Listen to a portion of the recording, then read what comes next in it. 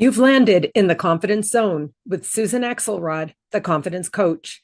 This is a place for topics of information and inspiration, a place to support you to find your confidence, get bold, and get going. Activation is needed today at all levels. Don't wait for someone else to lead. Lead now where you are with what you have. Your energy and enthusiasm matters. Believe it or not, it impacts all of us. Find your confidence, get bold, and get going. Hello, friends. Susan here live in the confidence zone. Something funny just happened to me, and I wanted to come here and share it with you and see what we can learn from it.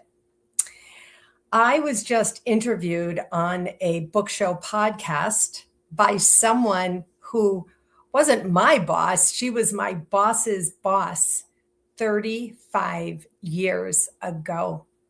So when I was 22 years old, I was in a grad program at George Washington University in international affairs, and I did not have an aptitude for language. And also it was hard. And now I know the language. I just wasn't aligned with it. I was in resistance all the time. So I went to one of my professors at the time and told him my sob story. And anyway, he ended up getting me my first job. And I was 22. I was in Washington, D.C., and the job was as an assistant on a fundraising campaign not for a nonprofit. And I happened to work at that time for some great people. He was on the board of that organization, and I loved it immediately.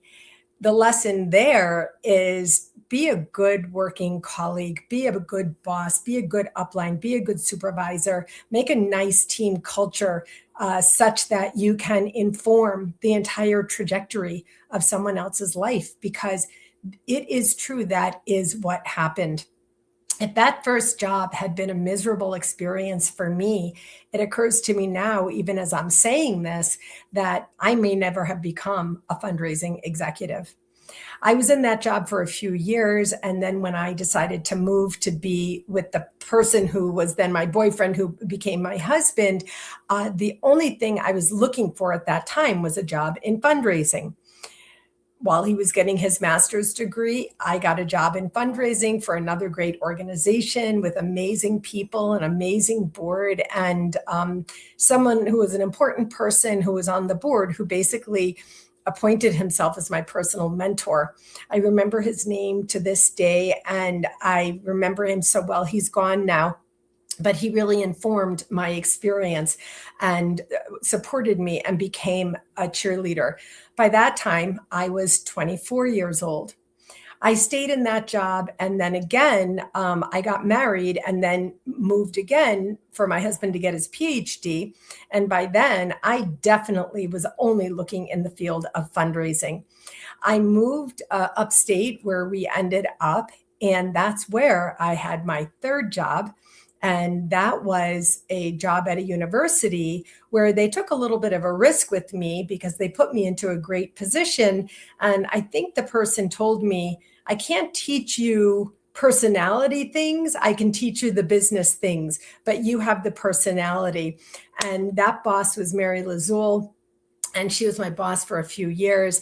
And her boss was Karen Osborne, who is the person who just interviewed me for her book show. And I know exactly when that was because I had my first daughter, Rebecca, when I was in that job. She's 36 years old today. So that's how long ago it was that I knew this person who just interviewed me, and she knew me. I was young. I was a young professional at that time.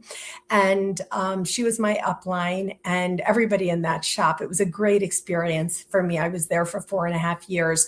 And then I moved into a different arena of fundraising out of higher education into community-based fundraising. All of these things, as I'm sitting here sharing them with you, I'm reflecting on the experience that I had as a young professional. Even Karen's boss, the vice president, Bill McGoldrick, was my upline. And I remember I boldly asked him one time if I could do a presentation with him. He was speaking somewhere and I said, I want to grow as a speaker. Could I do it with you? And he said, yes. And that was the beginning of my speaking career, because I don't know how old he was then. I don't know how old he is now, but at that time, he was a vice president level person who maybe saw me and just said yes to support me. Wow, even as I'm having this conversation with you, I'm like, this is amazing. And it's 100% true. These people really inspired me and instilled in me a love of my profession, which I was in for 35 years. I still do the work, but I'm not fully in it as a professional now.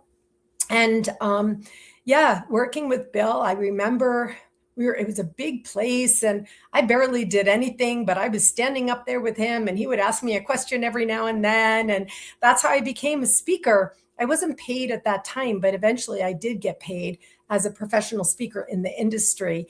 And that's how that started, because I simply asked him if I could do that with him.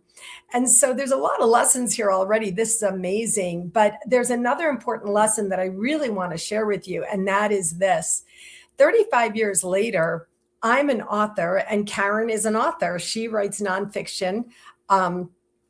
She writes fiction novels and I write nonfiction self-help. But we both have podcasts, book show podcasts. And so we found each other somehow on LinkedIn, I guess. And 35 years later, what if I had been a brat? What if I had been a bad employee? What if I had been a slacker? What if I had been a gossip? What if I had been like a mean girl employee? What if I had created problems or drama or something in the workplace? All these decades later, I would not have had an opportunity to be on her podcast, because she would have been like, no way am I going to interview her, right? And likewise, vice versa. What if she had been a terrible boss? What if she had created a toxic work environment, and so on and so forth? All these decades later, I would have said, I don't want to be interviewed by her and I don't want to interview her, right? So really, this is very interesting. And I think it's very intended for you to be hearing me or watching me, and me to be synthesizing and realizing, wow, 35 years later, someone I worked with at that time helped me with something today. She interviewed me on her podcast, and likewise, I'll be interviewing her on mine. So we helped each other. And that was in part because of how we showed up then, who we were then. So I want to ask you, how are you showing up today? Are you the young person? Are you the older person? Are you the worker? Are you the boss? How are you showing up today? Because let me tell you, 35 years might seem like a long time to you, but as Karen and I were just saying, it's like, wow, 35 years have passed since we've basically seen each other. And yet here we are today having a beautiful experience together. And so who you are today, how you show up today, what you do, what you say, what you put out, your impact space, your soul survival and soul impact, it's important. It really is, because you have no idea 12 months from now, 12 days from now, even a decade from now, what it is that's going to be coming back to you. And this was, no lie, 35 years later. And so who were you then? And who are you today? And who will you be in 35 years? I mean, my gosh, I don't know if I'll be alive in 35 years from now, but I could be. And if you're watching this, you may say, oh, I remember that one conversation by, what was her name? Susan Axelrod. She said this, and it hit me just so. And that's one of the reasons that I come here and speak. It's why I speak long now. I don't do short reels. Social media cuts my work into reels. I don't do it. That's some automatic thing that it does. It has nothing to do with me. But I come here, I sit, and I think of you, and I think about what I want to say. I ask myself first, is this wisdom worth sharing. And in my podcast interview just now, it'll come out. I don't know when it's going to come out in the future, but in my interview, I said to her, she said, how did you come up with this idea of my latest book called Your Mind is Yours? And I said, from other things that I listened to on cassette tapes in those days, or that I read. This book in particular came about from my life experience, my trajectory, and that led to deep inner work and inner healing to help make me who I am today. And it stemmed from someone else, like 100 or more than 100 years ago, doing the work and writing the book. And the book eventually made it to audio. And that's how I heard it. And so if you're asking yourself questions about, what you can do, what's your purpose, what's something meaningful, is there any kind of impact that you can make, legacy that you can leave? I invite and encourage you to understand that other people likely do need to hear from you. I'm not saying millions. I'm not an influencer. I don't have millions, I don't know what my following is. I don't track following, but I have found that what Seth Godin says is true. It's basically the least viable audience for me.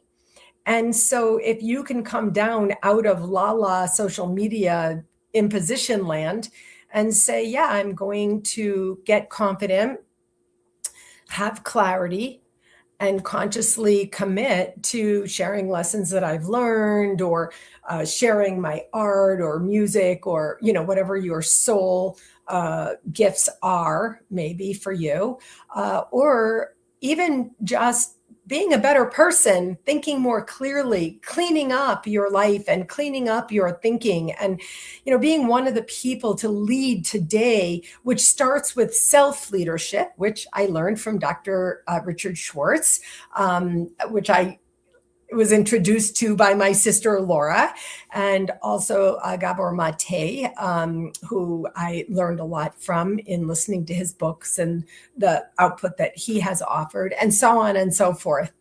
And I'm here to invite you to confidently step into that which is intended for you, and also show up today in such a way that 35 years from now, you get an opportunity from someone you knew then. It's so funny because both of us are different, of course, today. Both of us are not in the industry that we were in then. And both of us revealed deeply traumatic things or difficult emotional things that happened on that podcast conversation as a result of being type A hardcore workers in that industry of fundraising and philanthropy. And, but yet here we are today. I mean, gosh, I have a tool called Go There, Look Back. And, but when I was 30 at that time, no, I was, 28, 29, 30. Yeah, I was 30. At that time, I couldn't have imagined who I would be today, or 35 years into the future, what would be happening today. But again, starting this moment, you can feel more confident in yourself. You can just work to be more on point and just not try to be all that which is not intended for you, which other people may be imposing on you, but rather, sort of connect with your authentic inside self, allow her to rise, and then show up confidently, not arrogantly. We don't have to apologize for being confident. And that's where the impact space is. And that's what leads to legacy. And of course, my website is whatwillyourlegacybe.com. And I call my YouTube channel my legacy library for that reason. I have over 700 videos, maybe closing in on 800 now. And just from showing up like this. So, wow. important stuff. I want to thank you so much for being here. Thank you for being in my space. Thank you for watching me. Thank you for showing up. And really, we really need you to get well, get healthy, get responsible, get soul connected, get going, because our children who were children during COVID, now they're young people, they're young professionals, they're struggling, and they really need us to be on point. So I invite you to get there more quickly. And if I can help you with that, contact me, because I am the confidence coach, and I can support you as a coach. All right, my friends, rising up, bringing it in, breathing. On with the day. Take care.